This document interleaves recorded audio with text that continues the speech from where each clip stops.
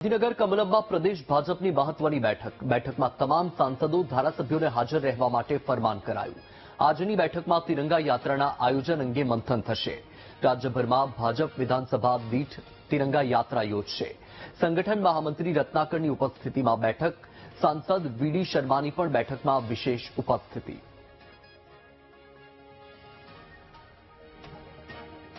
વધુ માહિતી મેળવીશું સંવાદદાતા પાર્થ ફોન લાઈન પર। પાર્થ, કમલમમાં પ્રદેશ ભાજપની મહત્વની બેઠકનું આયોજન, શું માહિતી?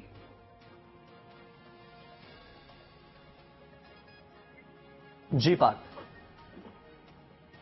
જી ચોક્કસથી કિરીટની વાત કરવામાં આવે તો આજે ભાજપની કમલમ ખાતે એક મહત્વની બેઠક મળી રહી છે। બપોરે 1.5 કલાકની આસપાસ આ બેઠકની શરૂઆત થશે। બેઠકની વાત કરવામાં આવે તો સંગઠન મહામંત્રી રત્નાકર, સાંસદ વીડી શર્માની વિશેષ ઉપસ્થિતિમાં આ બેઠકનું આયોજન કરવામાં આવ્યું છે। રાજ્યના મુખ્યમંત્રી ભૂપેન્દ્ર પટેલ અને પ્રદેશ પ્રમુખ સી આર પાટીલની પણ હાજરી રહેશે।